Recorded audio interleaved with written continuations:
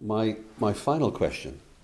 I want you all to have a glance into your crystal ball.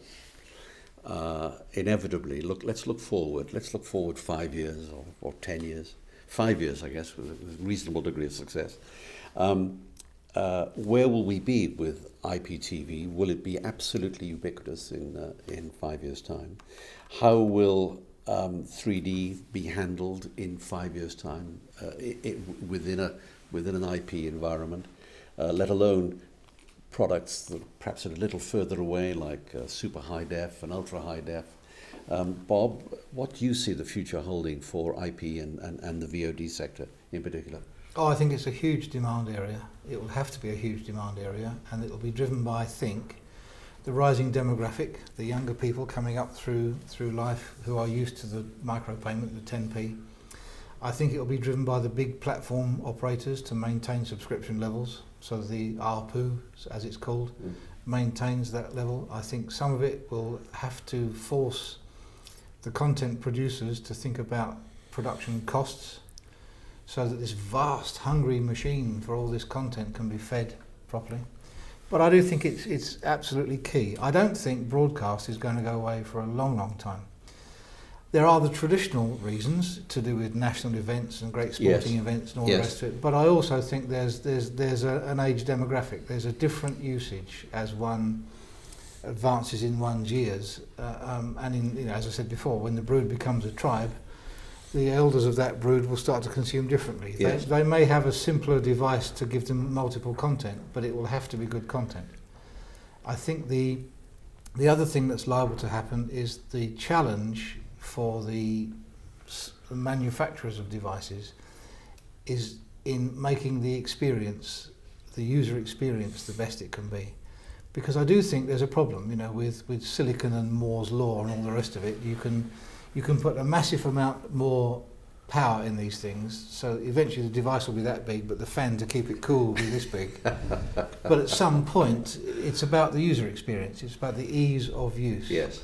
And I do think that's a big challenge, which everyone needs to think about. Luke, how do you see your sector evolving over the next 5 to 10 years? I think it's going to continue to be very interesting and challenging, but lots of opportunities. I think there might be some surprises where big C manufacturers could actually break into that service level, or we might get some big surprises where somebody like Google could step in and really take over and own some of that space because it's advertising supported. So I think there's going to be lots to play for and lots of changes. But I think crucially again, it's that user experience is going to be the driver, because once you've tasted, these kind of good, fulfilling experiences, you're just going to want to follow them up time and time again. Mark, you're the only one around the table really that is already locked into the next 5 years, because a box which is delivered today is probably still going to be used 5 years from now, and God knows, maybe even 10 years from now. But how does EchoStar see its segment evolving? Again, as we've said, a connected device supplier such as EchoStar really is involved in providing that platform and enabling operators to deliver the services that they want and need to.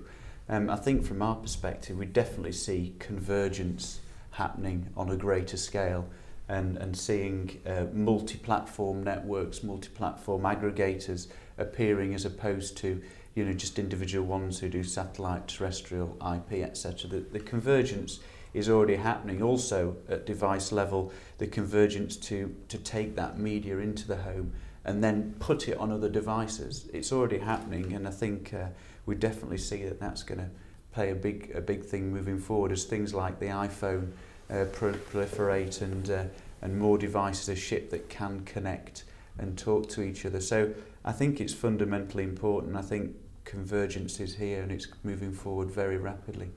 Mark, thank you very much. Thank you, everyone.